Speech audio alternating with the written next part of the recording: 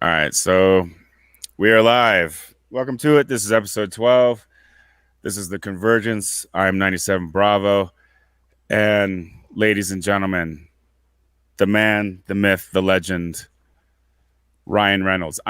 Roe. Exactly.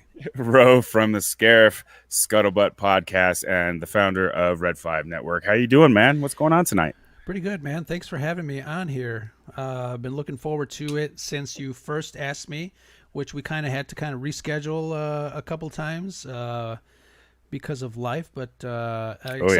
excited to be here. Very cool. Very cool. Why don't you first things first, because we're going to get into a little bit of basics going back. But do you have anything that's going on? I mean, I know you dropped a new episode. Why don't you talk a little bit about the last couple episodes of the podcast? So yeah, man, we've been hitting on all cylinders. We really have enjoyed creating all these new episodes. We started with let's see, a couple of episodes back, even before. Let's see, I'll get to the one that we did together, but we did a monsters episode with Andrea. Hmm. She is plus verb on Twitter. Great new friend. We're gonna have her back again in a couple of weeks. We're gonna be doing a special Halloween episode that will drop on Halloween. So that was a lot of fun. We talked about monsters, the Universal monsters, and things like that, and a lot of fun. And then we got together with you, man, and talked about the evolution of the nerd.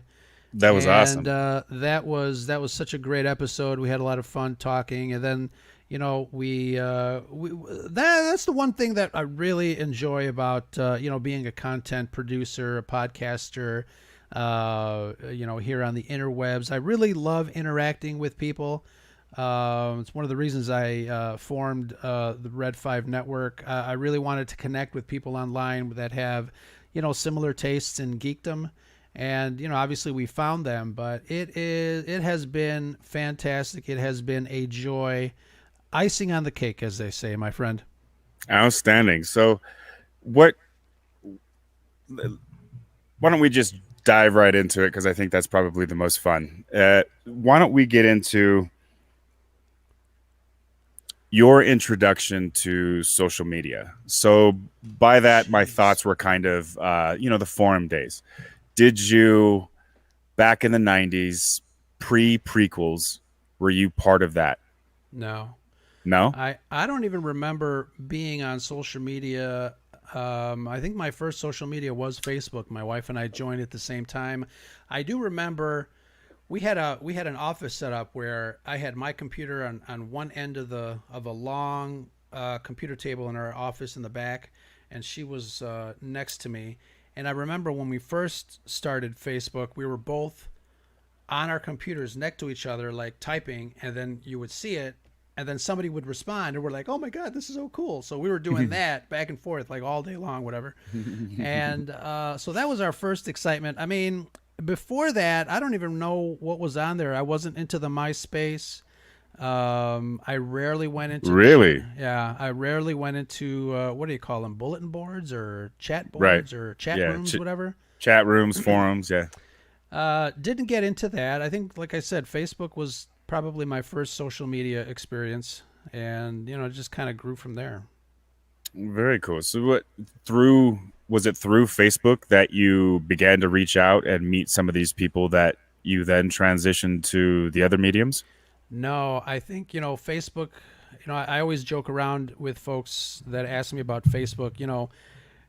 It was it really was a tool to connect or reconnect with people that I knew in high school.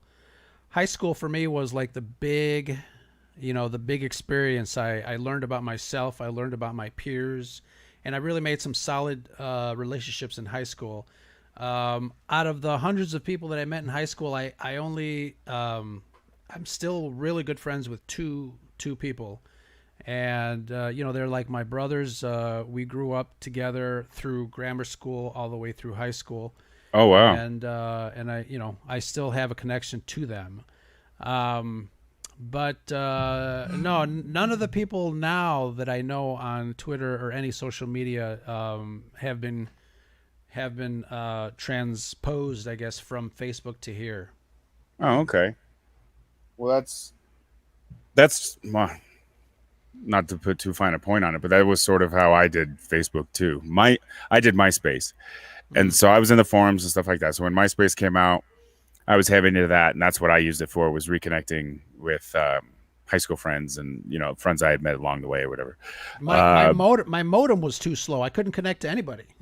no, that's funny because I had this, I worked as a defense contractor at the time, and I worked. This was right before Facebook came out, and I worked nights, and we had an unclassified computer that they were like, look, as long as you don't do anything illegal and you stay awake, you can use this computer to do schoolwork or whatever have you. Just make sure you do your job too. And so we were on, MySpace and all kinds of other stuff updated. We were constantly, like you would be at work, right? Hmm. You're on Twitter and stuff because you're out and about and in between things. So that's how that sort of evolved. Um, but I can see, because that's how my Instagram is now. It's completely private. Do you have an aspect of that's just for you beyond Facebook, or is that What do you mean? how something that you hold private, like it's just you and the family, or you can Oh, completely decompress that has nothing to do with any of this?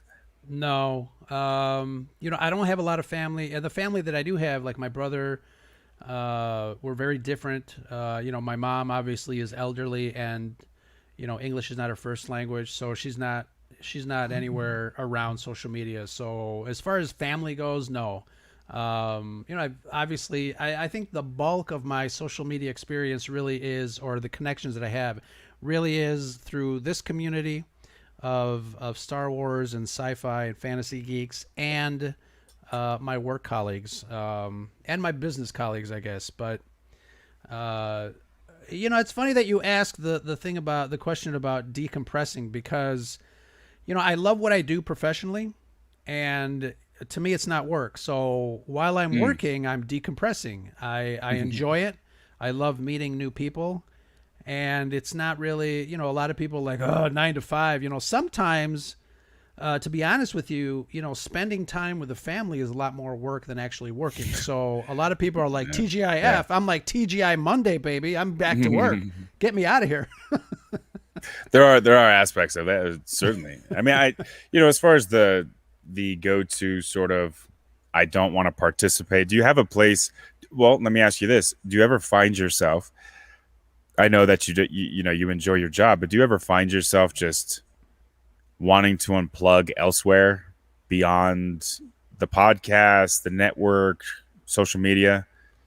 Is that just family time, or is there Yeah, I mean, road time that's it's I as much as I love interacting with people, I'd like to consider myself kind of like a loner. I do like alone time. A lot of people don't know what to do with themselves when they're by themselves. right? I enjoy it. Um, I don't know. It's kind of there's that duality in your personality that you're like woohoo, you're all high and mighty over here, but then sometimes over here you're like you're by yourself. And Mm-hmm. I think that perfectly describes me, and I think that's one of the reasons that I really can relate to Darth Vader as a character, because it's Darth Mm, Vader, it's Anakin. There's a dark side, there's a not so dark side. I like the duality of his character, and certainly. it's interesting. I will have to talk to my therapist about that one. Well, there are some key, I think, milestones along the way that if Right. if any of us see that we might key in on it. So I think you might be safe for now. Um, Along those lines, what what is it that you find appealing about the social media aspect that is interwoven with the podcasting, with the YouTubing, with like all of this media is so interconnected now Yeah. that I could be streaming, apparently now with my new membership, I could be streaming to what, 12 different Right. things right now Yeah. if my system would not break. But but it's just where we're at. I mean, we could be on Facebook and what, Twitter Space or whatever it's called and all that stuff. It's amazing because even in the classes that I'm in now, I'm just at the very beginning, but international business communications and international business relations. I'm very blessed to have those back to, at the same time because it's almost the same damn class.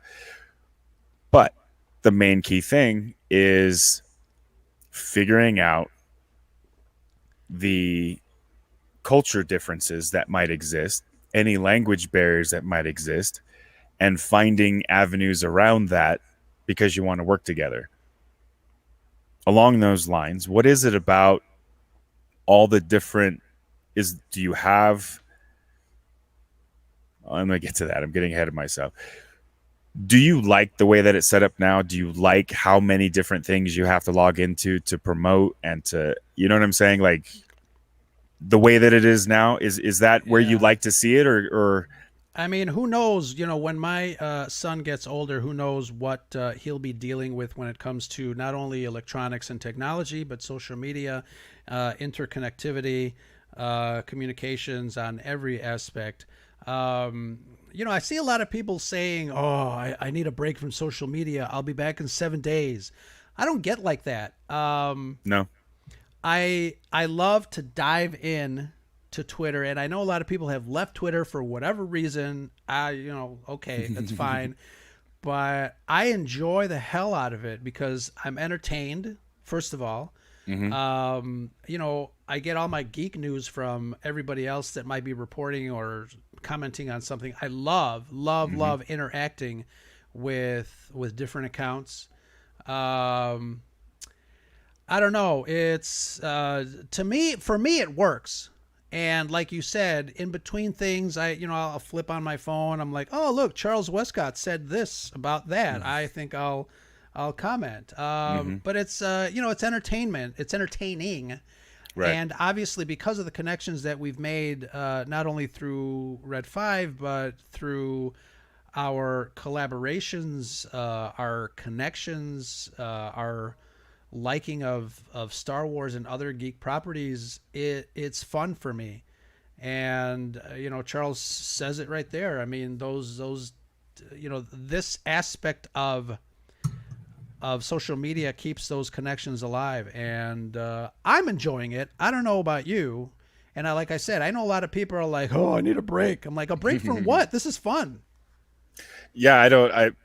I think there's an aspect of it that and much like to what we were talking about on your episode about the evolution of nerds was the going back to that core hurtness, that bitterness, that and then there's this fostering of it, and then they're praised for being angry, and then they have to be angrier, and then it's this perpetual, well, what are you angry about now type thing, and it's not where a lot of people, I would say most people, are Mm-hmm. baseline.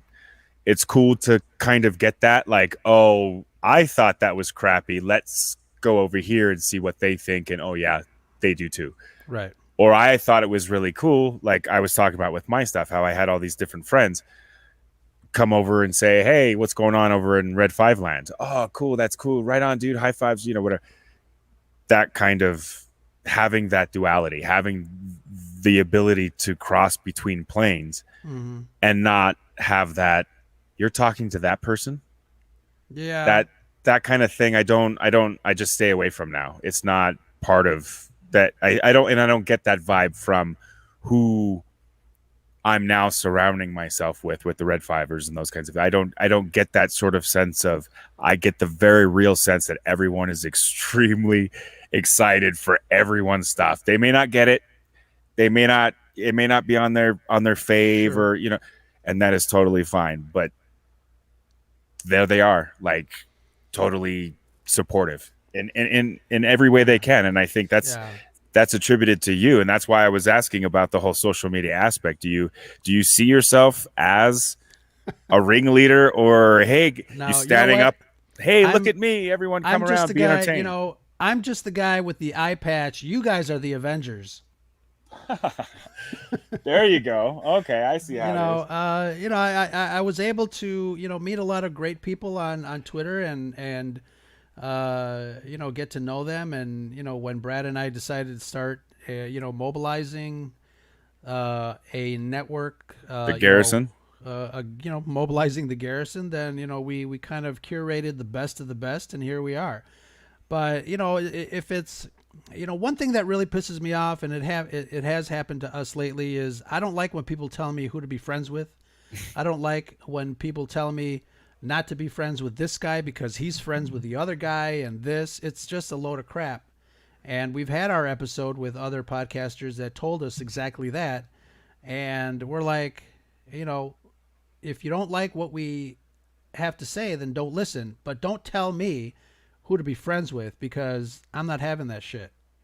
Right. No, and I don't think that it fosters. I think the instant that happens, at least with me, when someone, I don't know, a new school, a new job, whatever have you.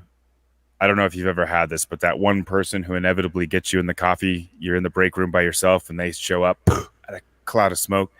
Hey, you know who you should watch out for? Those people over there, or whatever it is. That's the guy I'm watching out for. The one. No shit. There, That's that. Right. Like, so when I started hearing that, I was like, oh, and so it was good because there was much more enlightenment, and I began to take social media much more seriously, and I see a lot more of Red Fivers actually taking it seriously and not utilizing it for specific purposes to do their thing, but at the same time, they are very specific in what they are pushing out, and they don't deviate, which is I could respect that. Like, I am only talking about this, and you can't get me to, yeah. But that's what they're there for. They Right. are our entertainment hubs. What a lot of us sort of say, like, hey, actor, shh, don't stop talking, please. Just be cool in a movie. Yeah. Don't do the talking outside the movie because you're ruining shit for fans. Mm-hmm. And so as you're sort of standing on the hilltop going, hey, I like what you're doing, gather around. What drives you to do something like that? What drives you to say, hey, you know what? Let's get everybody under one umbrella. I love to see everyone's success. I love to see other people smile. I love to see them interact with each other. And, obviously, Brad and I did our first crossover episode with Andrew and Marisha from Coruscant Radio Underground back in 2019, I think, when even before Red 5. So we got a little taste of that, and we really enjoyed, interacting. They were on our show, we were on their show, and we each had a very successful crossover episode within our own right. And like I said, we got a taste of that, and we just wanted more. So one of the reasons, obviously, one of the methods, I guess, for all of us to grow is to talk to each other, do shows together, and not just within the Red 5. I mean, obviously, when we first started, there was also another podcast network, and we tried to hook up with them. It's just about communication and talking Right. with each other, and I don't know. I just find that very enjoyable. I find it therapeutic too, obviously, Do you for many reasons. what do you think is the main obstacle that other networks or other channels or I mean, quite frankly, either the one-offs, the people that are doing the thing like by themselves, like me, for example, or more specifically, even a group? Because when you see groups together, there's a dynamic, and then perhaps the dynamic's different when they're separate. You know what I'm saying? The group is separate. How do you, what goes into sort of either selecting or not selecting it? That's not the right word, but what do you look for? What draws your attention to podcasts? I think it's all organic. I think, I get about 120 inquiries a week from the Red 5 website. There's a forum on there, and I go through them. But at 30 podcasts already, it's starting to get a little difficult to manage, and I want to be able to make sure that everyone is getting as much out of it as they can. And obviously, because of my interest in everybody's podcast, everybody's show, everybody that wants to, get not get to the front of the line, but at least be heard. Hmm. I want to be able to make sure that that happens, whether it's listening to them directly or encouraging everybody to team up and create content together. I think that's an amazing thing. I think I think that's Red Five in a nutshell, really. But I love seeing everybody kind of talk to each other and team up and I don't know. To me it's fantastic. I love it. Yeah, I love it.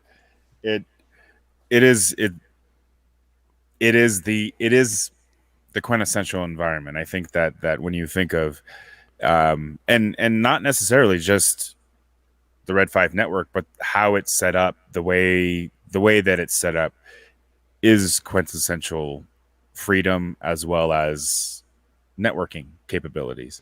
We have, we all talk and we sort of share, and like you were saying before, there's the members of the different podcasts are in a chat, and we all sort of, hey, can anybody hang out, or those kinds of things. I need to Right. carve out more time, but it makes you want to. You know what I Yeah, mean? At least for absolutely. me, Sure. I there were a few people that I met in Chicago, and I've heard their stuff, and it's like I wouldn't have been introduced to them or Sure. their brand of Mm-hmm. anything, and if it wasn't for the Red 5 network, if it wasn't for Scarif, that sort of thing. And so it was, it is a nice experience when everyone, like I said, is extremely happy for the success of everyone around them. You know what I mean? And wants to collaborate and kind of just throw out the fun, man. Just And create that's entertainment stuff. absolutely, and that's one of the things that I enjoy watching. I mean, right now I'm looking that there are about 10 people in Alan Press Play's streaming studio show right now that is happening at the same time. They're all over there. You and I are talking with Charles here by ourselves, but they're all over there having fun probably.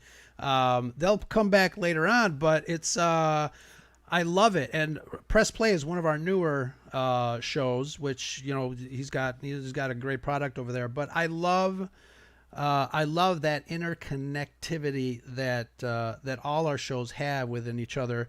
And again, I'm also trying to branch out. I have reached out to some non-Red Five podcasts that I started to listen to, and offer the ability to come on the Scarif show just to kind of talk geek stuff, and it's fantastic. It's all about finding that common ground and really relating to other individuals and groups.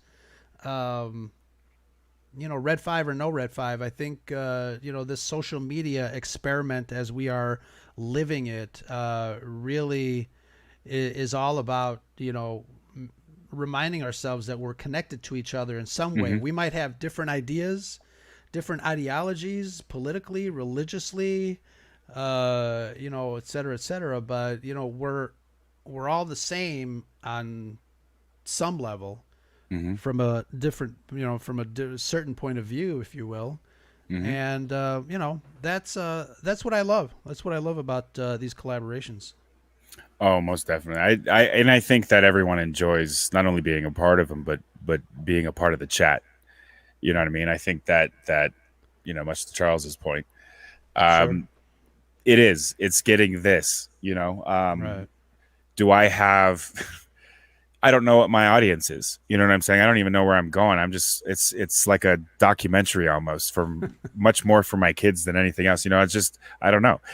But the energy that's here is positive and uplifting, and it creates an environment that does draw people to it. And I think that the different collaborations between these types of individuals that are pushing the positive, or they get me down to a PG, a rated PG level language thing. And then there's that crossplay, that, I forget what you called it before, but The interconnectivity. right, exactly, where this world is mixing with that world, but we're like in no one's space, and it's not part of a show. We're just chilling and hanging out as a group of people that are meeting each other sometimes for the first time, or Mm. sharing stories of gay bars late night in Chicago, Totally, totally. on a And Saturday night. I threw out the Avengers reference with me being Nick Cage or Nick Fury, Nick Cage. Um, and you hit it on the head. I mean, we can all get together and be the Avengers, but we all have our solo movies, which is fantastic. And I for one enjoy seeing all the content that everybody produces. I enjoy listening to it, and I enjoy pushing it out so more people listen to it. That's one of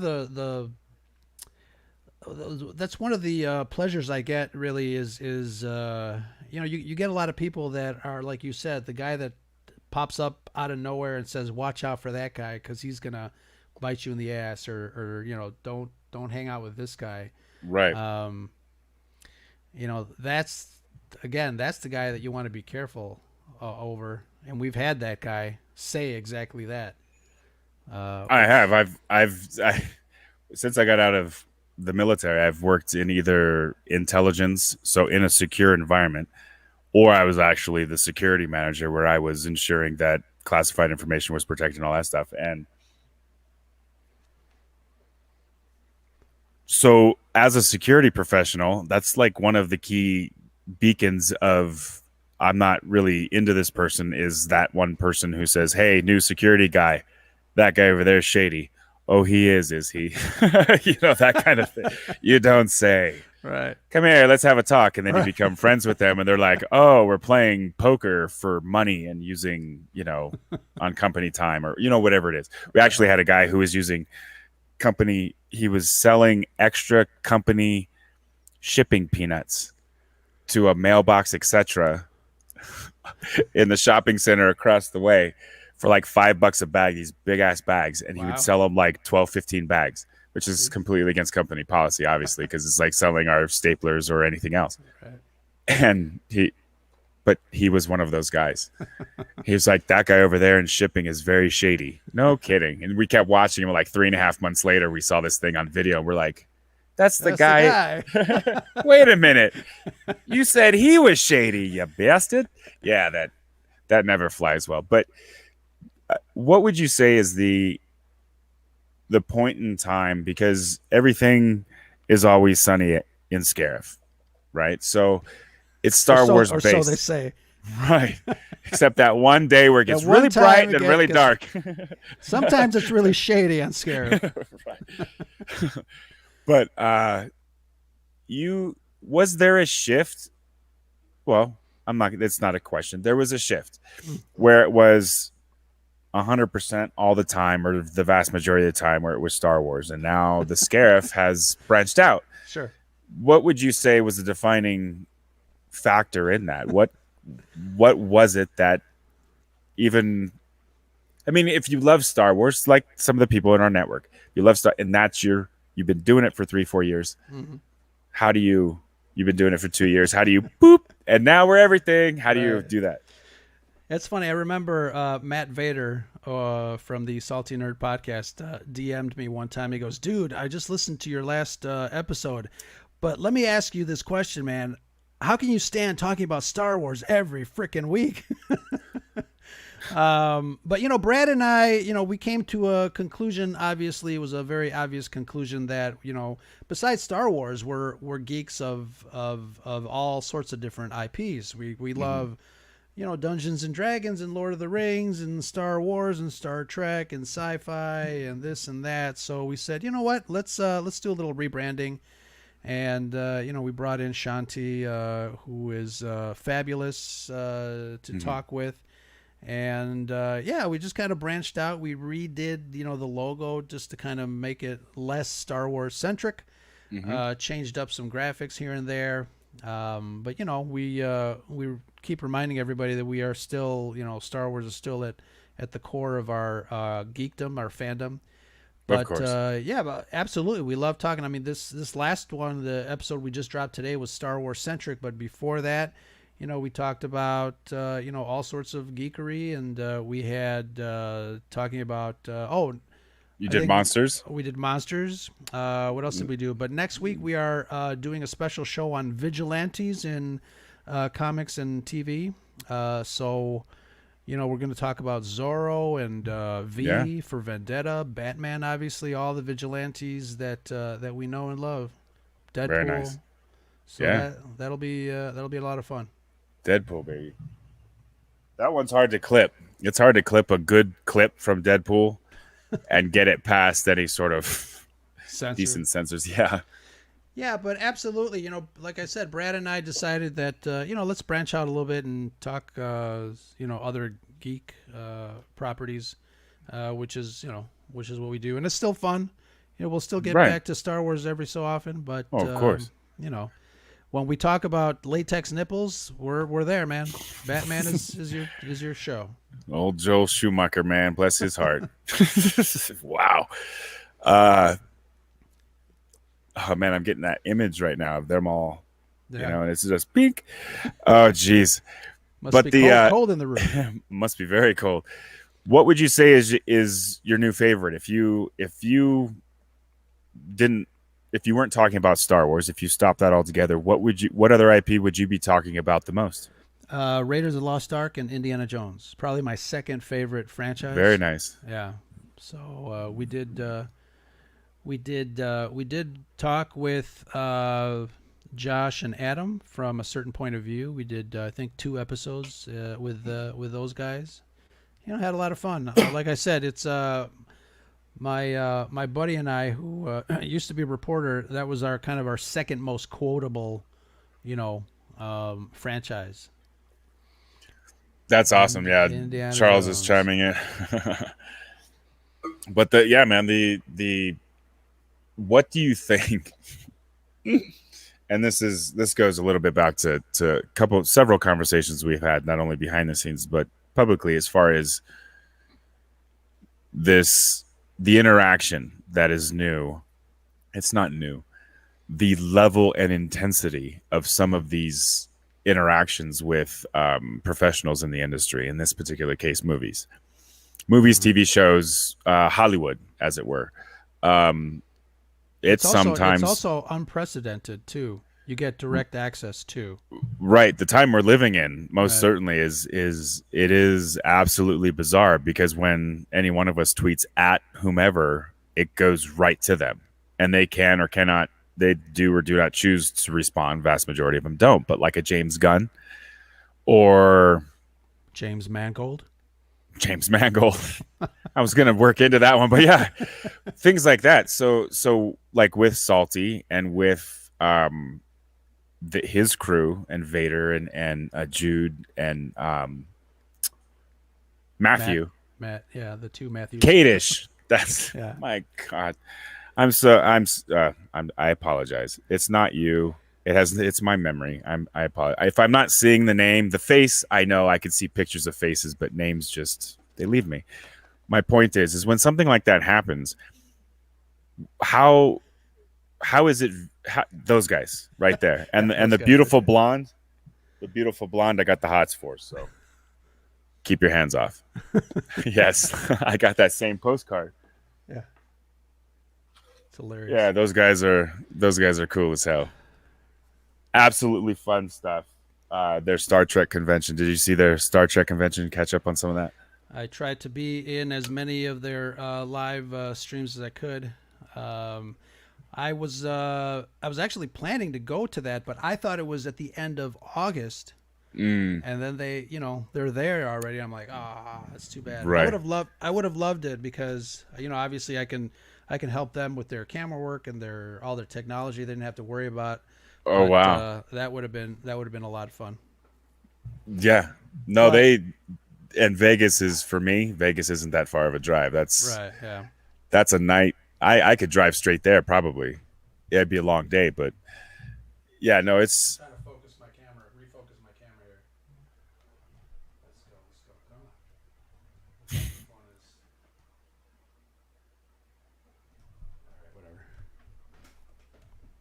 I don't. Yeah, I don't get mine either. You're It fine. depend. No, I did. Mine goes in and out. I've seen it. Yeah. I don't Yeah. know where it's bizarre, but We were talking about the unprecedented nature of access to these famous people. right, exactly. So when someone blows up and they become stars and they forget all about you, how does that feel? I'm just kidding. No, but I mean they're so down to earth. Obviously, the Salty crew, right? Every single one of them. They're just fantastic people. And I may disagree with Kadish, and I think me and Kadish would both agree that there are some movie reviews because he is at that level, and by all rights, he's worked in the industry, those kinds of things. He most certainly has his opinions based off of filmmaking, the process and the Mm, schools and those kinds of things. And right. and then there's me as a consumer, and that's kind of where we differ. So I mean, as far as reviews and things, but they're all extremely pleasant people, and I love I love hearing their shows. The way those four get along is fantastic. But when a James Mangold, unprovoked, I might say, well, I guess Kadish did Well, put his name in the thing, but when yeah, he but he comes wasn't along he and says it, wasn't tagged, he wasn't hashtagged or oh, he wasn't. That's added. right. No, he wasn't added. So No, that's right.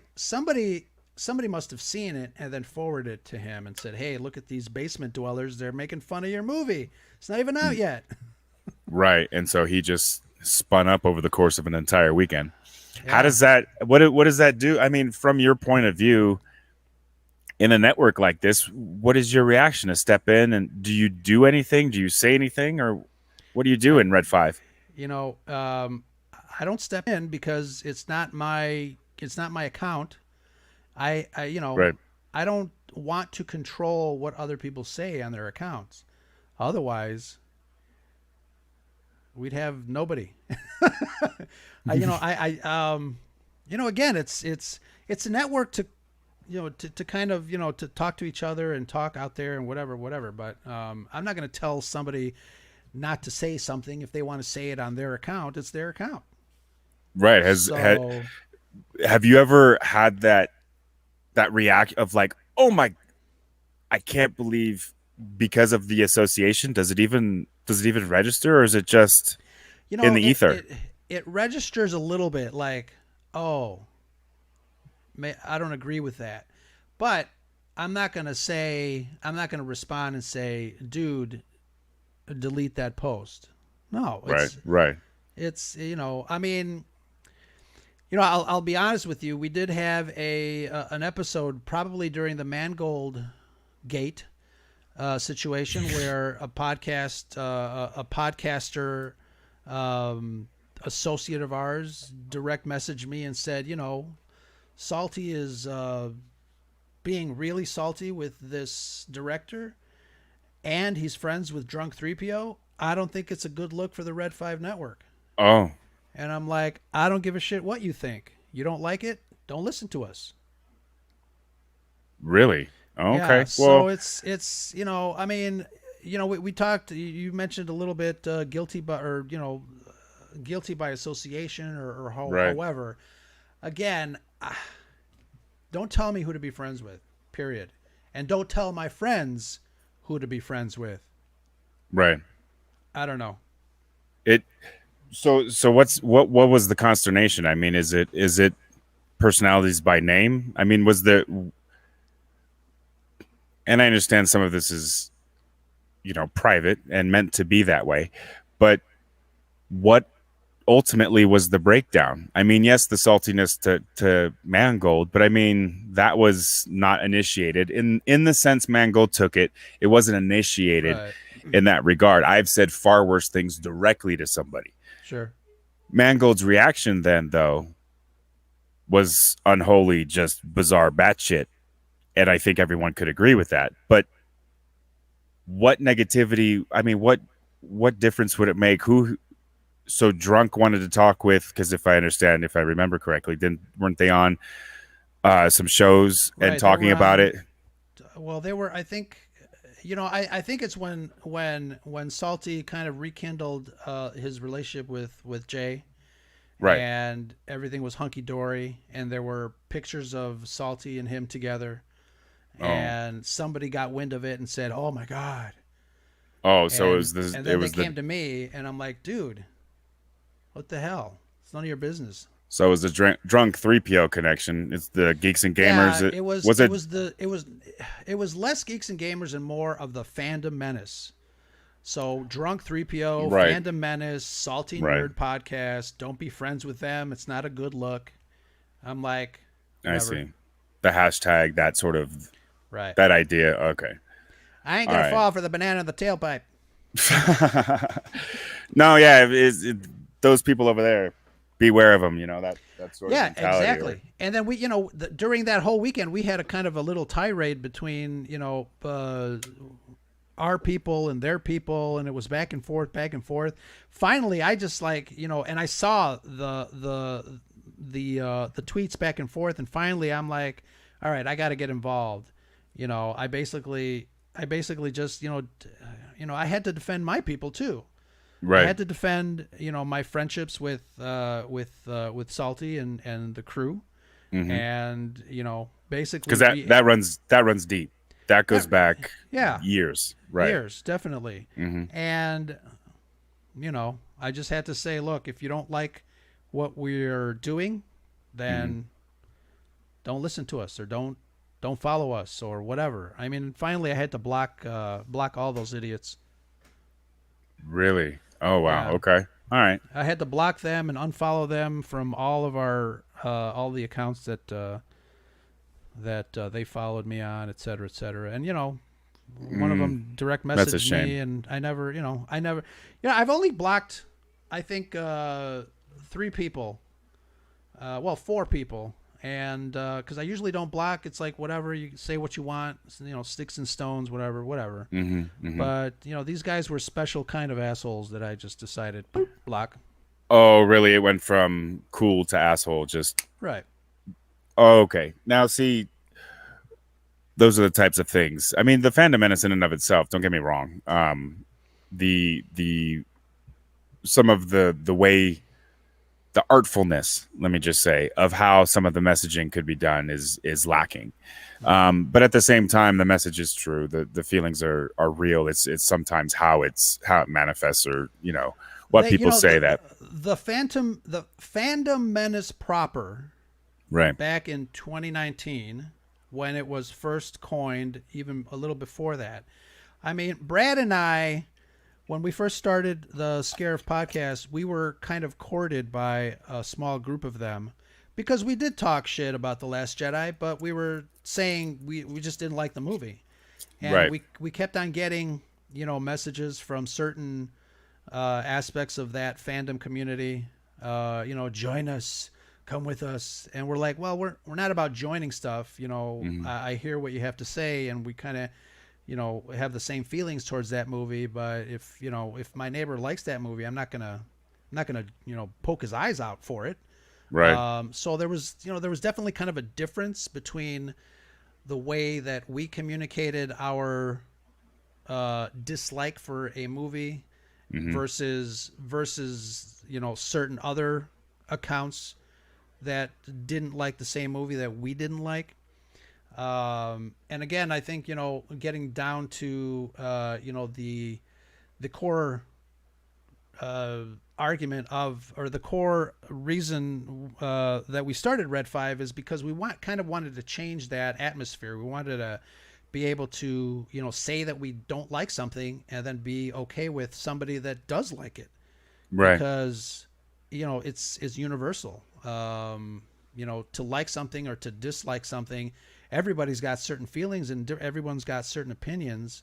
But at the end of the day, we're somebody years ago called the Scuttlebutt podcast Switzerland, because we take them from all ends. Right. I mean, we do have a position. It's not like we're neutral. We have an Right. opinion, and if you listen to our show, you know what our opinion is, but you also know that we're not going to chastise someone else for not having the same opinion as we, No. because No. Not at all. it's just ridiculous. You don't do that in real life. We don't do that behind a freaking keyboard. So Right. And that a lot of it a lot of it is growing up in social media, how well versed were you in Twitter when you jumped in the pool and those kinds of things, or social media in general or whatever. And learning Twitter in and of itself is a completely different animal than any other social media. It's similar, but there's a different tone to it, a Yeah. different rhythm than like a Facebook or something like that. But the the main takeaway that I think, like, from what you were just saying was the then it's when it then becomes you're dumb because not because your opinion is different, it's because don't you know I've already said all of these things already. Go watch my video. Go check this tweet out, whatever have you. When it got to that level of conversation where you're not even listening to the person, you're in automatic shutdown mode, and anyone who believes these things or likes these things can't be talked to, it you're not having a conversation anymore. Right. One side's just yelling. And if you It's want an to watch that, then right. that's fine. But I mean, It's it's an not a echo conversation. chamber. It's an echo Right. chamber on this side, and it's also an echo chamber on this side. Right. Right. And that's the one thing that that really bothers me of the extremities of our fandom of everybody, because obviously we've got oh, Star Wars is great, it's the best thing ever, every single Star Wars is a masterpiece. No, it's not. You can think that way, it's okay to do so, but some are clearly better than others. Just Right. like, you know, this painting might be 7 different shades of blue. One of these shades is slightly better than the other shade. I don't know. Right. It's just Right. it's just common sense. But at the same time, I saw Charles put it out there. Openness to other opinions is I think probably the best way of putting it, without having to berate somebody about Right. liking movies like The Last Jedi or Right. Rise of Skywalker or whatever. Well, even among those groups, um, because I mean, quite honestly, and anyone who wants to look up my stuff can do so. Full disclosure, I gravitated very closely to the Phantom Menace, and well, not closely. That's not in that probably that sense. But what I'm saying is that that's what drew me to Twitter. Mm-hmm. So in the lead into it was 2019, no 17. In the Mm-hmm. lead into the Last Jedi, everyone's so excited, and so I was on this account, but it was Star Wars centric. Everyone's excited. We're marching towards the Last Jedi. Then the instant it's over, and I'm like, I don't even know how to feel.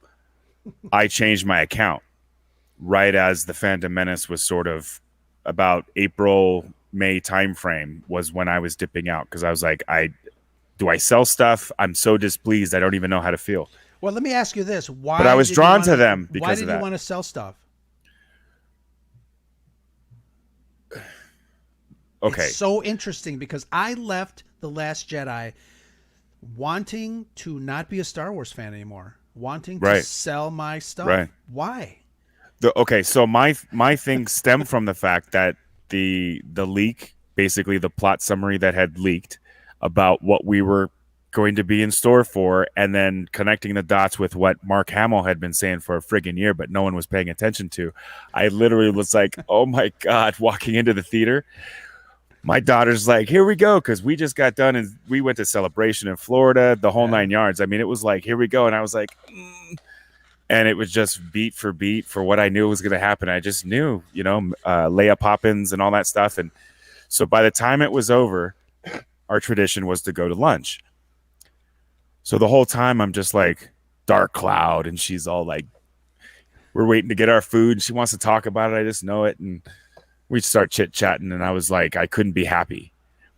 And so I okay, what are you doing, Scott? And then I went into it and said, okay, fine. And then we were kind of chit chatting about the stuff that we liked, and I was kind of pulling. Did you not like stuff, or what about the space cow with the tits and stuff? Did you like that? I mean, there were things I was purposefully pointing out on Right. purpose, but the selling stuff, I think where that emotion came from, at least for me, was the overall utter thorough excitement going into The Force Awakens and what that now meant for me and what we're going to and my children's future was that we were going to see Star Wars in the theater as a family. Mm-hmm. And I was like, oh my, like what that felt like. It was a big deal, right?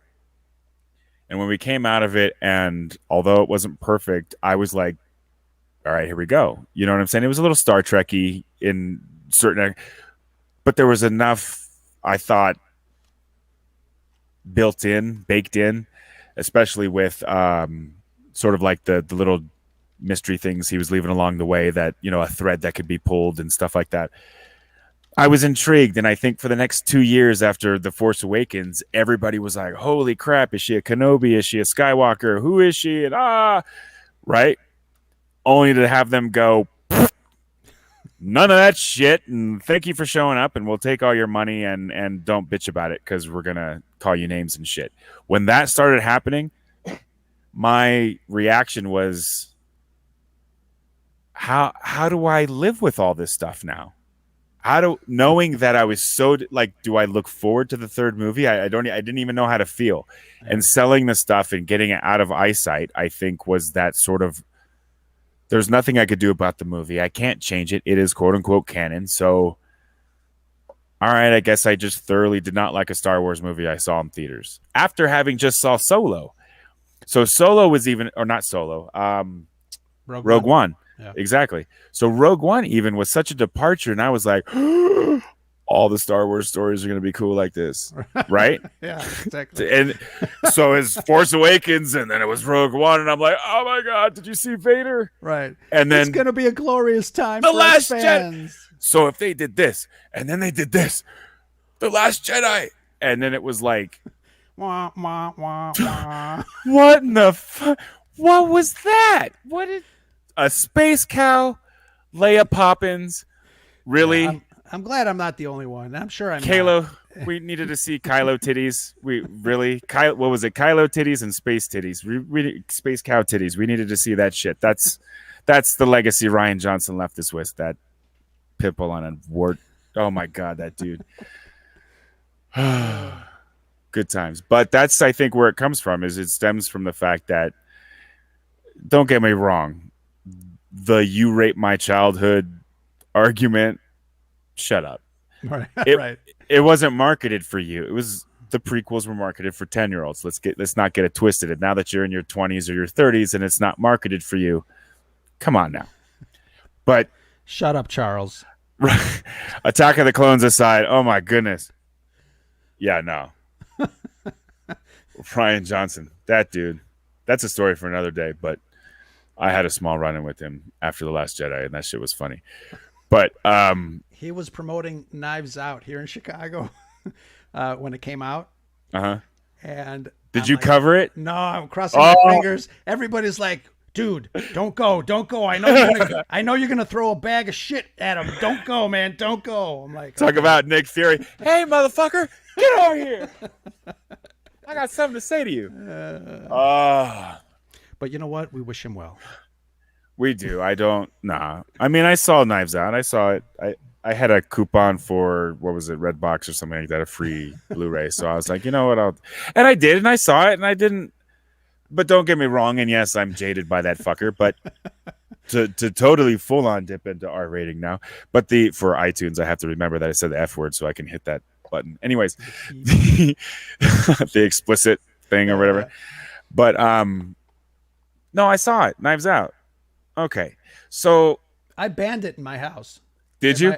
And my wife went around my back when I was working. She popped it in, and I'm like, so that's it. It's over. That's it. It's over. It's over. And then it's understandable. I get it. No, the thing that got me was I went back and I looked at the trailers. Right, so I was jaded. I'm like, fuck this guy. I'm not watching it. Right. But I knew eventually I'd probably see it out of curiosity, and I wasn't. I didn't want to play that front. So I was like, whatever. But when I saw it, I went back beforehand and I watched all the trailers and those kinds of things. But when their whole marketing thing, right? Look at all the cool people who are in the movie, right? And they're like, bing, bing, bing, bing, Chris Evans, bing, bing, bing, bing, bing, as it's coming down. And I'm like, huh. And Chris Evans is like in the smallest part of the trailer. Yeah. And then so he's an Avenger at this time. This dude is hot shit. This dude is top star right now. You know what I'm saying? Yeah. And he's in this, for lack of a better term, an artsy film that was made for less money. So one could surmise that maybe he has a prominent role in this movie. Mm-hmm. He's in about 10 minutes, then disappears for 40 minutes as the story is developing. And then he comes in like, oh, hey, guys. And they're like, where have you been? Oh, and then this, and he turns out that, you know what I'm saying? He's the guy.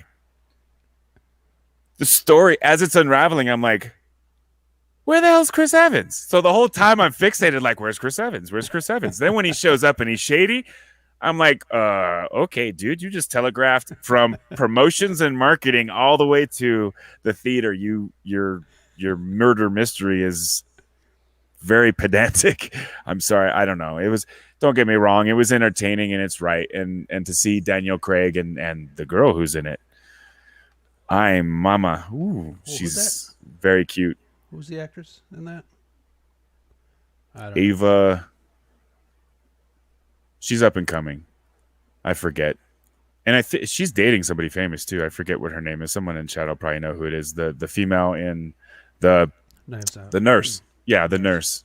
Yeah, We'll because have she to look plays it as up. the main. She plays as the main suspect. You know, I'll have to the look it up the for obvious. research purposes. Oh yeah, sure.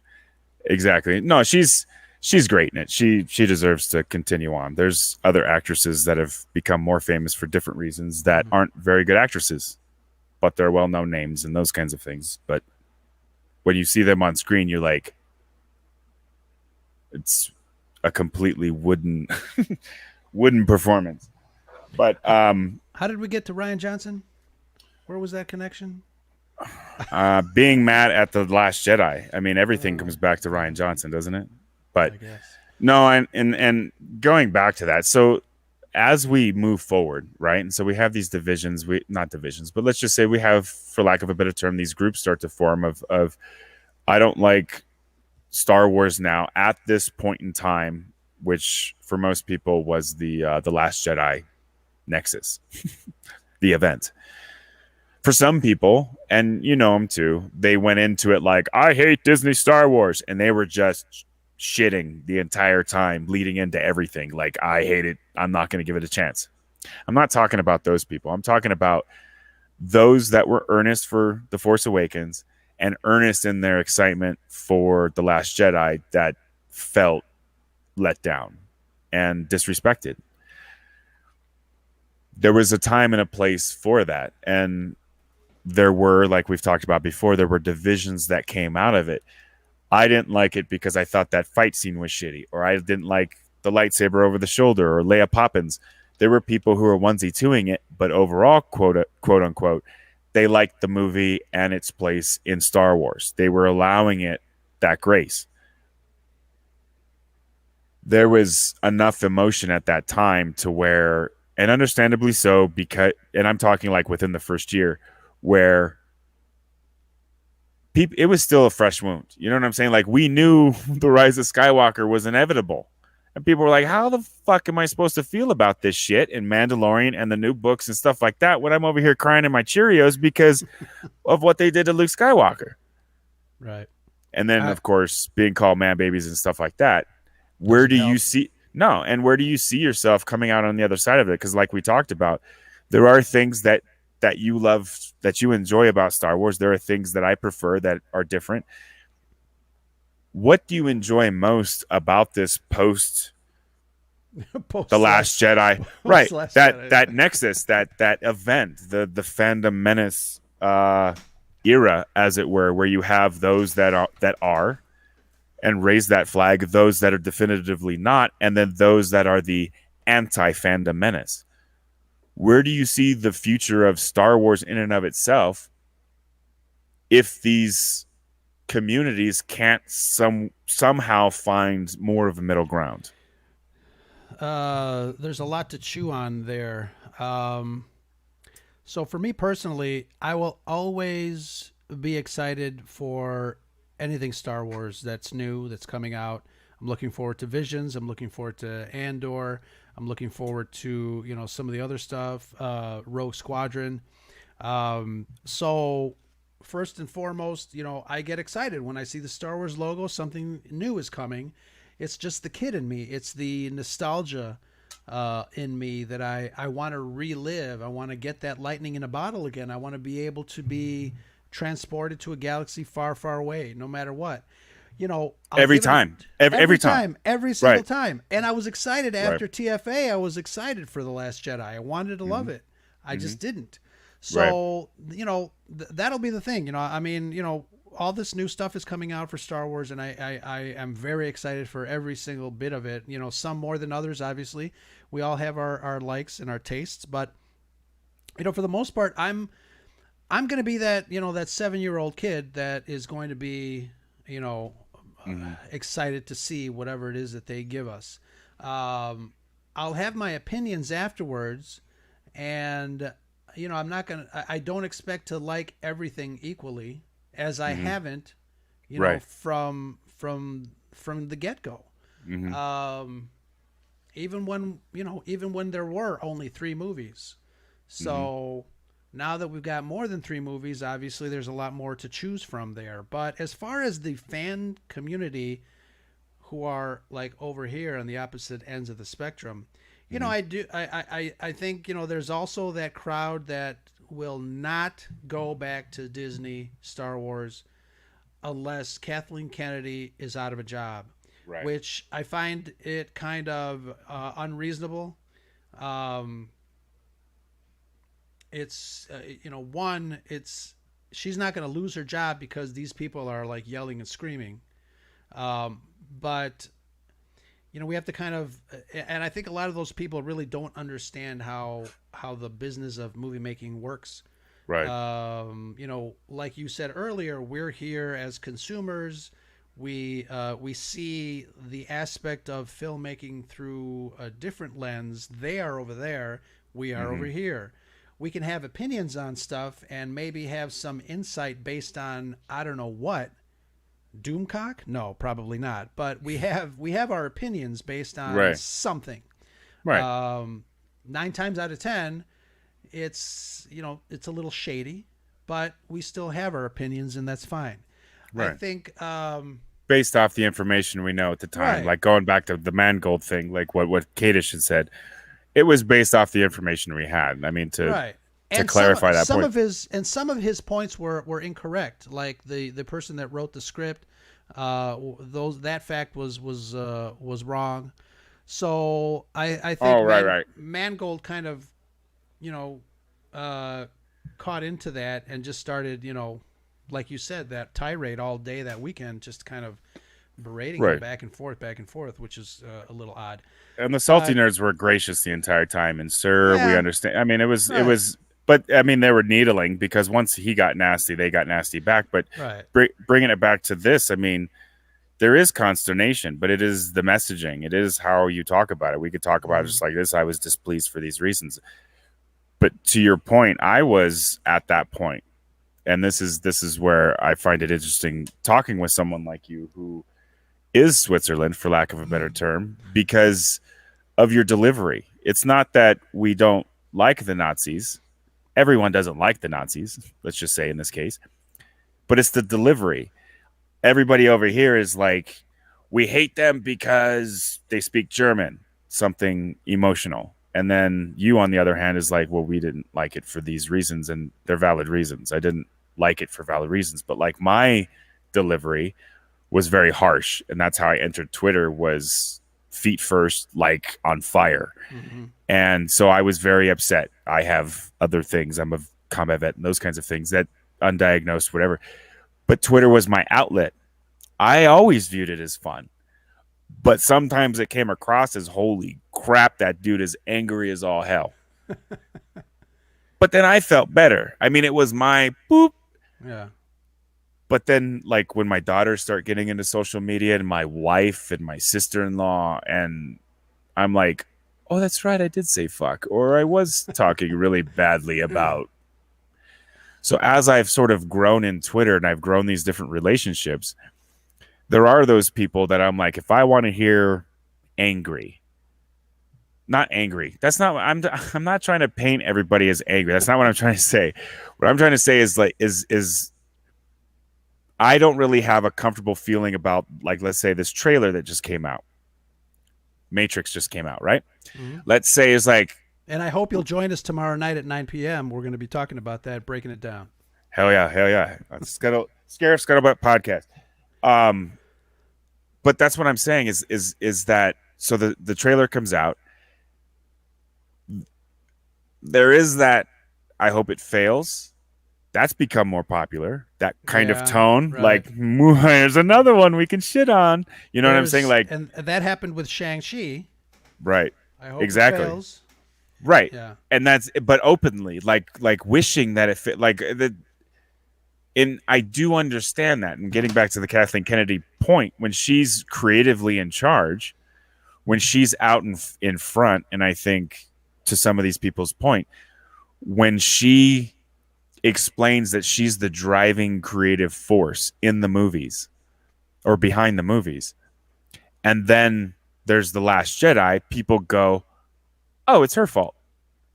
You know what I'm saying? There's this, well, you just spent the year, darling, telling us how great and wonderful The Last Jedi is going to be and how it was all your idea for bringing in Rian Johnson, blah, blah, blah. Now all of a sudden it's a turd. And who do we look at? Kathleen Kennedy and Rian Johnson. Well, Rian Johnson coming back to Star Wars anytime soon is probably not, for PR purposes, is probably not going to happen. That would be that would be like shitting in our mouths. That would be absolutely horrible. It would be the ultimate just double-fisted fu that Disney could possibly do. So I don't imagine that will occur. Will she be fired? No. Contracts in the corporate world are ironclad, especially at the higher echelons and stuff like that. She'll probably get a bonus, for God's sakes. You know what I'm saying? Things like that. That's how the business works. My daughter's leaving for she's gonna go do something for the night, so I'm saying bye. I lost my train of thought. Oh, that's what I was saying. So when people are angry, they're like, okay, who do we blame for this? Because I'm angry, and obviously it's not my fault as a consumer, so who made this happy or shit? So they want to blame somebody. But when you get to calling you names, calling Ro names, or calling me names, or thinking my opinion is shit because I'm looking forward to Mandalorian. Now, we talked about The Last Jedi Nexus, or The Last Jedi event. Directly on the other side of that, just 2 years later, right before The Rise of Skywalker comes out, is Mandalorian. And when that comes out, I think that begins the breakdown of, okay, I think the time of angry is probably over because I'm seeing an honest attempt here. That was my take. And so as I'm listening and watching these different voices and these different people just chew up season one and those kinds of things, that was probably my first indication that there were going to be even further, deeper cracks among the fandom menace based off of what was going to be okay to tolerate from this point forward, because there was this open movement of, like, without respect, we reject everything. Right. We won't give anything a chance. And there are still people that have not seen any Mandalorian, right, at all. Canceled their Disney. Mm-hmm. Don't go back to it, or have watched it illegally. Whatever. Right. I don't know. To me, I find that odd. I mean, I have a friend that after The Last Jedi, I mean, him and I grew up Star Wars fans to the core. But after The Last Jedi, he quit cold turkey, bro. I talked to him about Mandalorian, and he's like, I haven't seen Mandalorian. I don't know who this Grogu is. I mean, he's just stopped. And wow. To me, I find that weird. I find that odd. There's a lot of that, though. It's like a breakup. Yeah. It is like, it definitely is. It's like the only thing I can describe it as is it's not a pet even. It's even deeper than that. It's like a friend died. Oh yeah. It is like but it's not just that they died. It wasn't in their sleep and peaceful. This was, they died how? You know what I mean? Like, oh my God, like that kind of. That's how it felt. Mm-hmm. And we all had a different, or for people who didn't care for it, but there were different ways, much like grief, that we all expressed it. I got extremely angry and gravitated that way. You were much more diplomatic, and your messaging was very calm in that sense, and a very calming voice during those turbulent times. But to your point earlier was that, yeah, you guys called it out for what it was, and you voiced your displeasure. When you have a group that starts and there's an idea, how do you respond as a group when those ideas become too much, the new ideas? What have you had that experience on social media where you've been, let's say, alongside of someone like a friend, that kind of relationship, and you've been trucking along and pinging off each other, whatever have you, but because of something in Star Wars, have you had one of those friends, you just said that, but where you're now not talking to them? You know what I'm saying? Like, it has gone right too far. And that has happened. I mean, my only answer is to, when you don't have a friend to talk Star Wars with in real life anymore, you start a network and bring in 30 people that love Star Wars, and here you are. There you go. There you go. Easy exactly. as pie. Exactly. It takes what, 2-3 years? Rinse and repeat. It's extremely easy. And there's, according to you, there's what, armored truckloads of singles right. that come along with it too. So there's bonuses and everything. But yeah, and then moving forward, of course, I mean, no one can forget even further divisions. I mean, we've talked about the Mandalorian event now, and then of course, just a year later, we have the Gina event. Yeah, and even from that, before we get into that, I just want to say, a lot of the stuff, and you've mentioned it early on, a lot of it starts to self, they get into this self-prophesizing situation where, they hate just to hate, and they create their content based on a brand, based on a character or a caricature of themselves, and it's no longer authentic. I would like to say that, at least, when people listen to us and we talk about The Last Jedi, I think, we're not doing a shtick. We really just don't like the movie, and here are reasons why. Right. And that's it. And then we move forward and we talk about something else that we like, or whatever. But did you get a sense from anybody? I mean, it's interesting you say that, because I made a comment on my podcast yesterday or the day before, that the hollowness of some of these arguments, not necessarily the arguments themselves, but the delivery, like they're absolutely every being single met time. Right. Okay. That's because it's one of those. It's one of those things that in the land of crazy, everyone's like, we're all crazy over here, but the person who's like, they're like, look at the crazy person. So that's kind of how I felt, was like, I'm really not feeling I'm not picking up what you're putting down right now. I'm not seeing it across the screen. I've seen those. I've seen those people. I've seen a lot of people get extremely pissed off at stuff, and rightfully so. And I've been there, pounding fists right with them, brothers and sisters alike. But how long do you keep your foot on the pedal? You know what I'm saying? Is there a time where you mature and you become the Beatles, and you become the Beatles later instead of, you know what I'm saying? I don't know. No, Yoko Ono's in there, but it's funny because, early on I did watch some of that content, that type of stuff, but after a while it's like, okay, you're saying the same thing. I get it. You said it like 17 episodes ago, and then you kind of start to realize that the message is not genuine, the delivery is not genuine, and you definitely can tell, and then you just move on. So and that I think is fairly evident. I think that sort of, you can tell most of that. Some of it is the individual, do they have the personality? Are they a personality, in and of themselves? Can they have a conversation like this and talk as though we're in the room and everything is totally fine, and that, 7 people aren't watching us right now? Yeah. But there's an ability to do that. a way to do it. And I think that what is so positive about you and what you've created is the fact that there's an allowance for that. There's not a tolerance for the absurdity Mm-hmm. where it is so overboard and rooted far too much in emotion than actual you know evidence that you can point to. You can say Right. things like, I didn't like the way Luke was treated. But when you start getting into the differences in the shade of red in the throne room and stuff like that, it becomes ridiculous. Right. Where do you go when,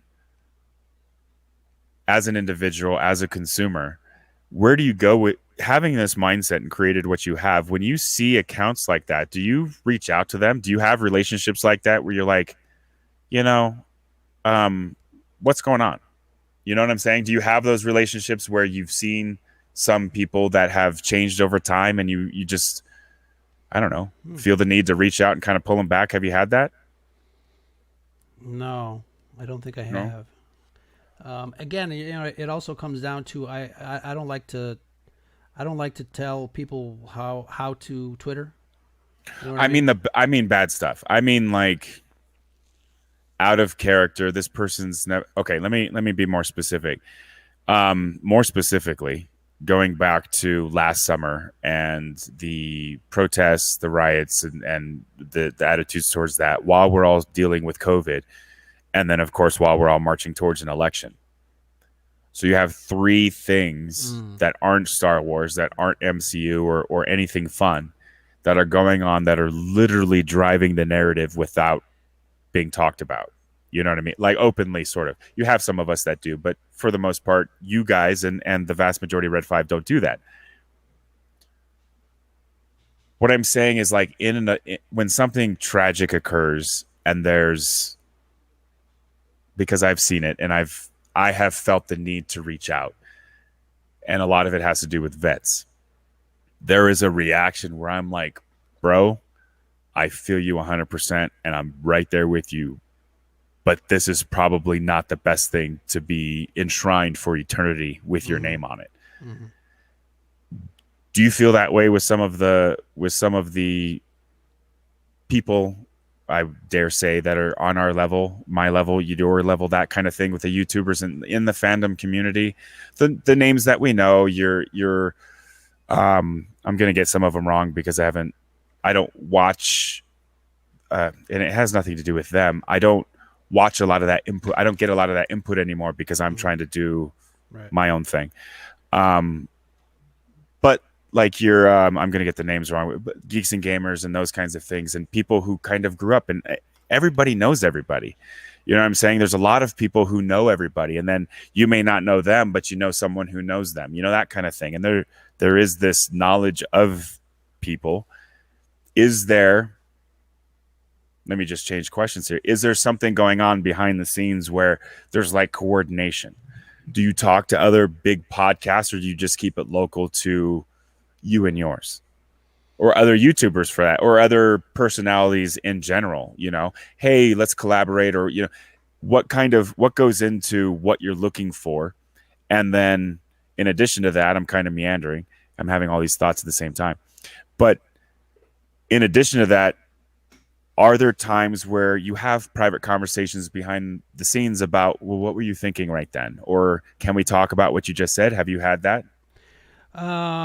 No, I mean, I do talk privately with other accounts, but it's not like that. Um, and I really haven't, had the opportunity to, uh, I don't know, to be so, um, I don't know, vocal about something that someone has said, to be able to write a message to them directly. Other than, if I sense like they're not really doing well mentally, I'll reach out to them and say, hey, bro, I'm there Right. for you. What do you need? Et cetera, et cetera. And There have been some people that wanted okay. to just to leave the internet and leave their shows, and I'm like, just hang in there. Let me know what you need. I think you're fine. One of our core members when we first started was ridiculed and berated just for asking a question about I think it was Ray and Ben Solo. The Raylos attacked him and he just wanted to Mm, quit. And I'm like, dude, don't quit. mm, Don't let it right, bother you. So stuff like that, when people get, bullied and I kind of see that right, like publicly, right, I'll reach out and I'm like, hey, what that guy said was out of line. Don't worry about it, or just, let it. My wife always, comments something that she really, when we first met, annoyed her. A lot of things kind of just, roll down my back because I could care less. It doesn't really affect me. right. I love driving. She hates it because of road rage. It just doesn't. None of that stuff affects me. I don't let it. So no, I haven't had that particular aspect of a conversation go down that way. Um, I Well, don't know. and just let me clarify. I was leading to a point. I was getting there extremely poorly, but my point was that um, we've had, well, now that you've said it, I have separately and you have separately had conversations with people privately about mental health and those kinds of things. And we got into this a little bit in during the the evolution of nerd podcast on Scarif. Was the deep seated hurt, the deep seated pain that was there, for a lot of people Sure. Yeah. Yeah. who dared to enjoy something Right. for God's sake. You know what I'm Mm-hmm. saying? And much like kids do, it's like, oh, you're different, or you're not pretty yet, or you're not handsome yet, or any number of things because you're a late bloomer and because you weren't at a prescribed time doing specific things, Mm-hmm. you're a nerd and you're Right. going to get bullied and those kinds of things. And like we talked about, and this is where it kind of crosses over, is because I was walking both planes, I was seeing these things happen and not understanding the root cause behind what would drive somebody to just be shitty to somebody Yeah. because of what they were wearing, or because they were involved in band, or any number of things that were considered quote unquote nerdy. But as we've grown up and as we've become adults, in most cases, um, there is still some of that. There is, in their 20s and 30s and 40s and older, even, that still feel very much like when something happens, they're 16 with braces and glasses all over again, and they just got pantsed or something awful or worse, and something like that. It's hard. I just got flashbacks because in eighth grade, our eighth grade graduation, the boys chased me and de-pantsed me. I was so embarrassed. That happened to me. I was getting off the school bus, and a guy was right off the side. I come walking off in sweats, boop, right in front of the whole school. I was, yeah, that shit. But that I know. And see, having brothers and stuff, and like I described on your show, I described it as, I mean, it probably is hurtful. I probably don't say all the right things on my Twitch and when I'm live and stuff, when I'm joking around with my army buddies. But because we love each other, that's how we talk, man. I mean, that's just, we talk the shittiest to each other because we love each other the most. You know what I'm Oh, saying? That's sure. almost the way it is. But when they need something, they know I'll be there. You know Right. what I'm saying? I may Yeah. berate whatever and poke fun at things and whatever have you, but that's how you know I love you. But there are times where I have to, with friends like that, I have to behind the scenes kind of check in. Mm-hmm. And now, getting back to the nerd aspect of it, not a veteran aspect of it, it is difficult to hear a lot of these stories of these adults now who are still feeling Still doing that. that vulnerable, still feeling Yeah. like they're that kid. And then conversely, there's the group who is still being the dicks and the assholes. Right. I mean, Yeah. it's, I don't like seeing it. I step in. It's not as, I'm away from a lot of that stuff now. So there's not a whole lot of direct demeaning, you're stupid and here's why type of things that I'm involved with. But there have been people who have stepped up and said, any number of things. Like I make a political statement and they come at me for that, and they have no context of what I'm talking about. They're talking like just talking about those 180 characters or whatever it is. Mm. Just in that one tweet, that gets that person excited. And then I think of it with what Chantel was talking about during that episode, this almost like rehashing, Right. like an abused person. Well, you are an abused, Yeah, you are. Yeah. and having that sort of not really coming to terms. My point is that finding something, we all have these varying degrees of brokenness, but we have these things that we love. And it's taken me a while to come full circle. You've been there apparently, since you were born. But the loving Star Wars, you know what I'm saying? That the unconditional, I'm disappointed, but I'm positive and I'm moving forward, and I didn't dip into that negativity. I have to say it's refreshing. And that's a lot of the reason, like even with Salty and with Salty and you guys and faking Star Wars, there's like that trifecta I've always kind of pulled back to in these times of stuff's getting too angry, or you're saying the same thing in 15 different videos a day or whatever have you. You guys were always keeping it real. I mean, like your shirt says, you got to find your nirvana in some form or fashion. Exactly. It's personal to everyone. And I know, before we started the broadcast, we started talking about, one of our friends who, just cannot find the love in Star Wars anymore, or anything. For me, I'm lucky because I can, Right. I can still enjoy it. I go in it, and I know people's, problems with modern day entertainment and what certain filmmakers are doing or trying to do, or etc. But you gotta, I don't know, you gotta find your own nirvana, and you gotta find your own peace with the projects and the things that you enjoy, because if you don't, forever will it dominate your future. It's Exactly. it's that simple.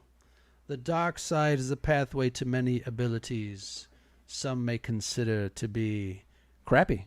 So don't go down that path. No, but to that point, which is interesting, it is taking the sequel trilogy, taking the EU, taking Star Wars in and of itself. When you break it down to its brass tacks, it's not. I think, if I may, I think Yoda's Jedi got it wrong. Okay, I think the no emotion, the no attachments, right? The reason I say that is because the natural progression of how the EU came out of the OT and then solidified more so after the OT or after the PT. You know what I'm saying? Like there was this continuity that was there, and it felt very natural for Luke to have a family and for the Jedis to have a family. And we learned that the Force sensitivity, much like we were picking up during the movies, is passed on. And we wanted to know more about the Solo kids. We wanted to know about the Skywalker kids. We were there with them. You know what I mean? And it felt very natural to have new Jedi be different. I don't think Kathleen Kennedy or Rian Johnson or any of them were wrong in that sense. The Jedi now have to necessarily be different. Something was wrong. Vader, the Emperor, those kinds of things. Let's reevaluate this. And along that point, it is okay to be mad. It is okay to go through that emotional process and to be healthier on the other side of it rather than allowing it to fester or compartmentalize it. So as Jedi and looking at Star Wars now, we can take things, at least in my opinion, we can take things and say, I like this more than I like that. I'm not interested in this. I'm really looking forward to that. And we can have a fandom that says, you know what, that's cool. I agree. I disagree, whatever have you. And then you'll have people who you'll talk about those things with that you like, and you won't talk about other things. Mm. Do you think that you pull that out of people? I think that just being with Red5, I know I have rethought some tweets as far as positivity or negative spins Do you think you pull that out, or do you think that you just draw people who want to be more positive? That's a great question. I think.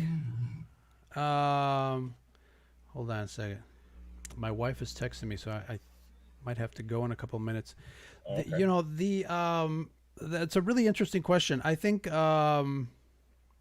we try to find, as I was saying, we try to find, people that are like-minded, that like certain things.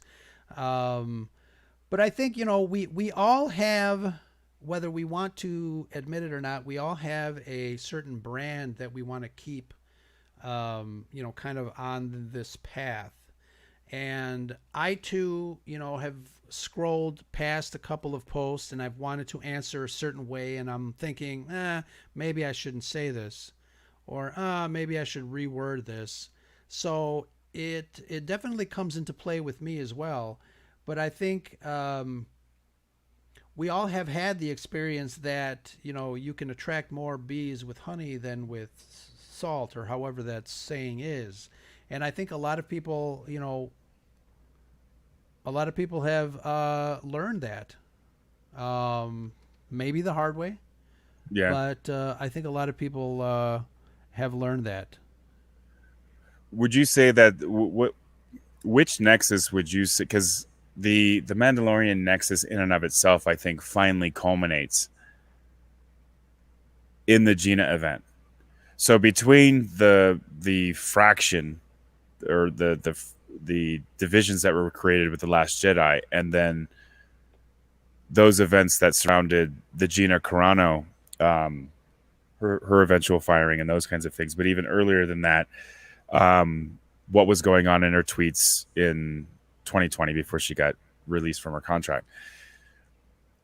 Along that time frame, it was like the divisions were happening quicker and faster. Did you see yourself on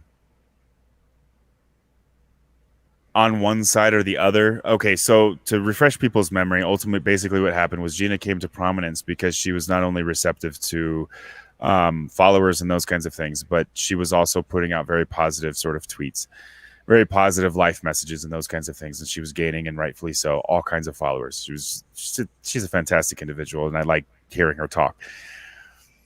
But as you move into it, and there's this not self-fulfilling prophecy, but there was this engine that was kind of going again, COVID, the protests, the riots, and then going into the election, where people were almost expecting her to say certain things, I think, is where it had gotten.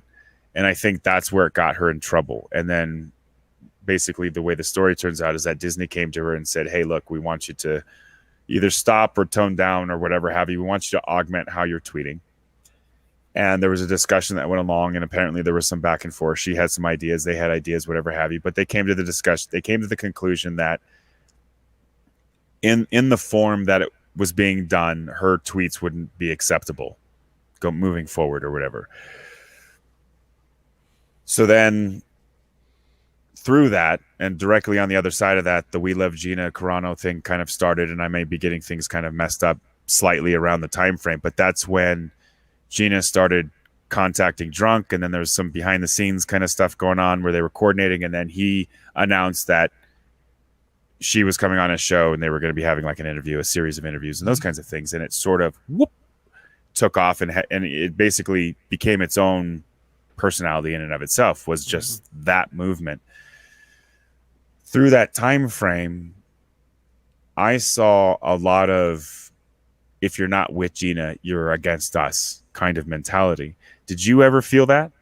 Did you ever get any heat for how you did or didn't either support her, or maybe, I don't know. Did you feel anything from that backlash? No, and here's I think, if people want to ask my opinion, they can direct message me about certain things. Um, I usually don't get political on Twitter. I stay away from that. I'm more in the center. Mm-hmm. But people know, how I feel about certain things. People that are really close to me, people that know me on Twitter. So it's not like I don't say anything, but Right. if you ask me, I'll tell you. Right. I was never into the Gina Carano thing on either end. I mean, I saw what happened. Again, I've got my opinions about it. Uh, but again, the same thing could be, again, I don't have to agree with an actor Right. to like the actor. Right. Mark Hamill does the same thing. Hmm. He'll tweet out, something that might not be kosher to the right wing, and Gina's got, doing this with everybody else, etc. Hmm. So I'm not, again, it just comes down to, like, you can tweet what you want. I don't care who Right. you are. It's your account. It's my decision not to hit like on it. I don't have to retweet it. I don't have to Right. hit like. So but I never got like heat for, no one ever said, hey, can you join the We Love Gina Carano Club? I never got a request to do that. Um, no, no, No, never not like that. gotten, no. I mean, I got a I made a parody shirt of a parody. You know how Drunk 3PO's got the rebellion, Oh, right. the I welcome got to the the mug. rebellion. Yeah. So I made, I thought it was funny. I thought it was great. He's doing his thing. But I made a shirt, Welcome to the Empire. We're not in it for your revolution, princess. Right. And a sticker. And there you go. I did get a little heat, and not from Drunk. He thought it was funny, but Yeah. people that followed him were like eyeballing my account, and but other than that, I really didn't get any heat at all for either or. Okay, because that was kind of what I was referring to was Yeah. because these circles that they, the orbits, you kind of you I forget exactly what the term is called. Not a Venn, like a Venn diagram. Right, The right. circles And maybe I did. I just did. move in the I same was never. circles. Nobody's ever tagged us. Right. Well, I'm just Nobody yeah, knows. right, and I'm just curious because if you see things like because there are reactions that like we've talked about with interactions or comments or things like that, and you say something and you kind of watch it and say, okay, well, did that hit? Or there are people who are more successful than me that have much more analytics to look at. When you see things like that, do you take into account how you presume people are reacting, or do you just when the Scarif ideas come as to what the next show is going to be, does it just go? Do you take any of that into account?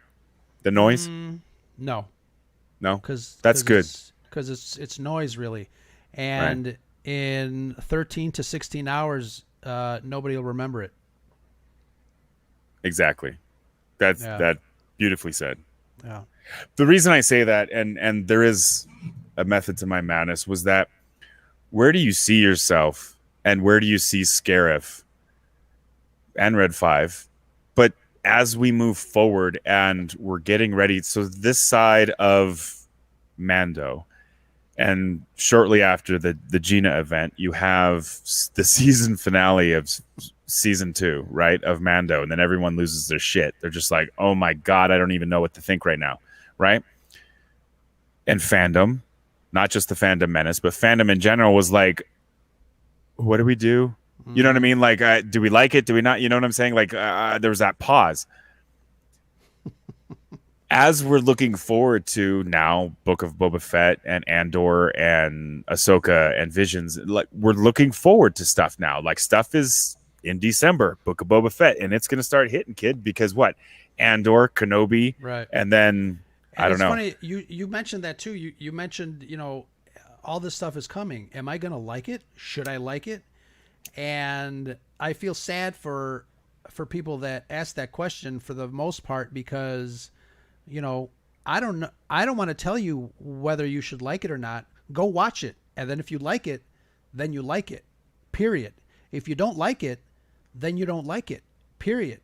Right. But it's this herding mentality, um, that really puts a damper on things for the most part.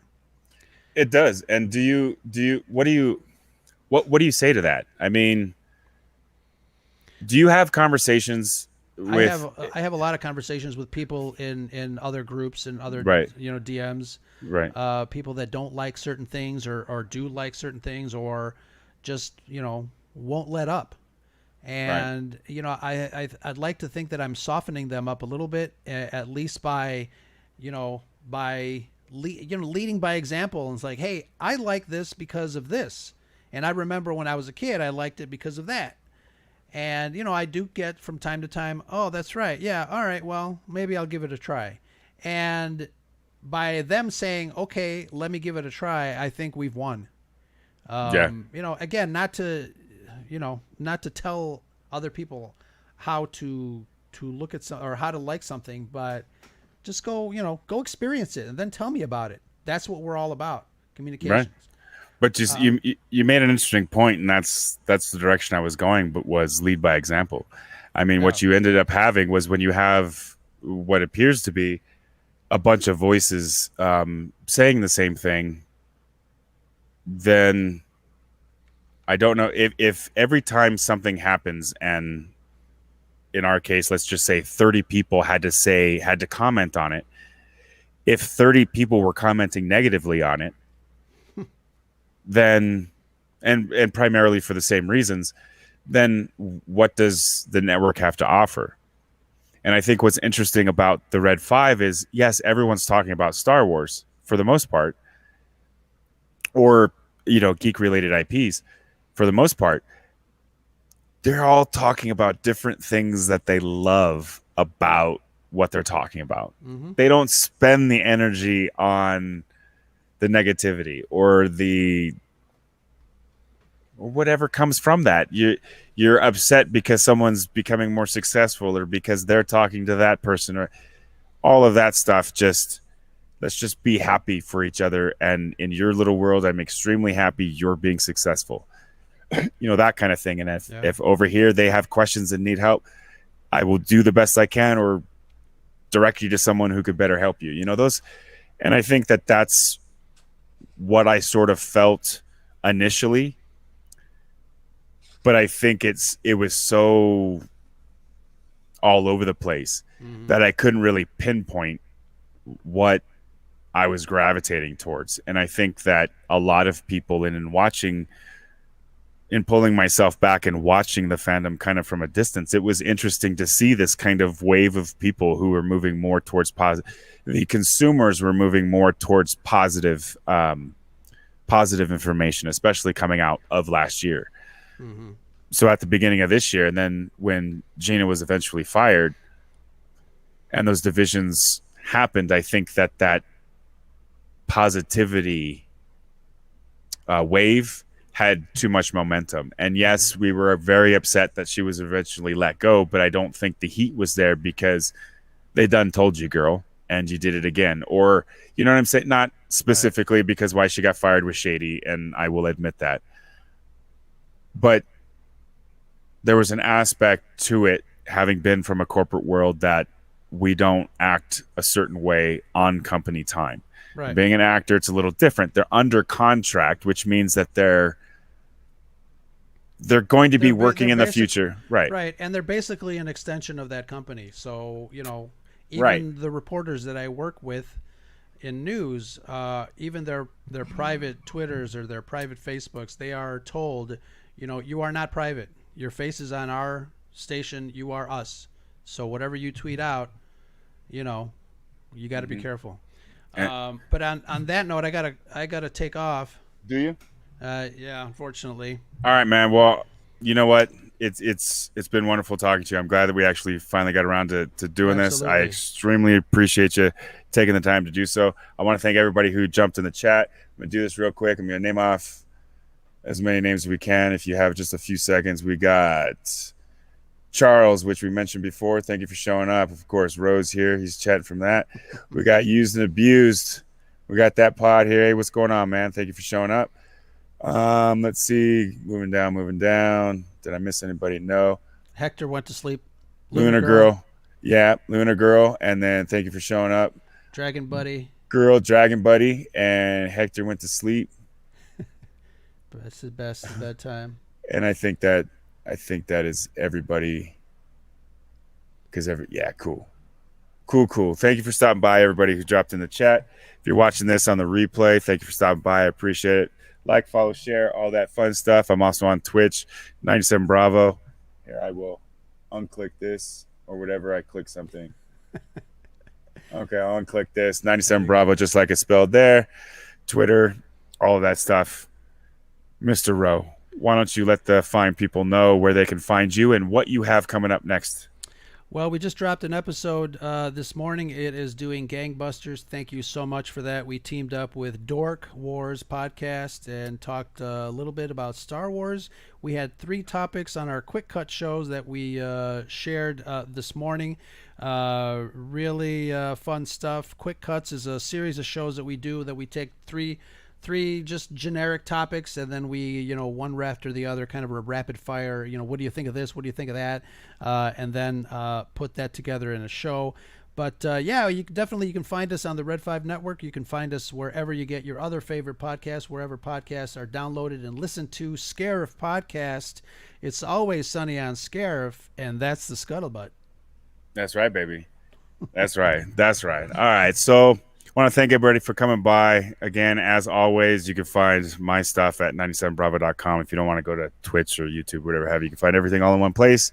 And it's going to be growing, and it's got the merchandise, link to the merchandise and all that cool, happy stuff. Look for more content coming in the future that's beyond YouTube and Twitch, which is what I'm trying to do. But again, sir, thank you for coming on. I thoroughly appreciate you taking the time. No problem. That's a good-looking glass you got there. I just started your episode, 11? 11 addendum. Yeah, that, unfortunately, for those who are listening, just real quick, my Twitter account was trying to log me out of the OBS while I was streaming. Oh, wow. So it dropped me from YouTube. And so all I had was the audio from Twitch because my learning butt wasn't recording the audio separately. I was just going to pull it from Twitch or YouTube like I always have. Anyways, Twitch got all glitchy because it was trying to log out of it, long story short. So the audio is crap in certain spots. And if you can bear with me, I think my point gets across. But there were several points that I thought needed to be clarified as far as context and where I was coming from. So I thought that was important. And thank you for listening to that. I know that there were personally, I knew that there were some things that bugged me about how intense I got during the Afghanistan episode, which I did. And I just felt it necessary because I'm taking a whole new direction in life. And if I get too angry, I need to point that out because I'm trying to do better. So I appreciate you downloading and taking a listen to that. And if you guys want to find any of that stuff, again, 97bravo.com, Scarif, Scuttlebutt podcast, red5network.com. Go check it out. 30 people. And not only is that the Scuttlebutt, but as you go through your week, be good to everybody. And most importantly, be cool. All right, brothers and sisters, y'all take care. Little scare. Oh, I got a sticker right here. That's got new stickers. Little tiny stickers. I'm gonna start sending those out as gifts. All right, guys. Send me a couple. I got a box for you ready to go tomorrow. Outstanding. I will do that. Well, I appreciate that. Thank you, man. Y'all have a good night, and I will catch you next time. Be cool.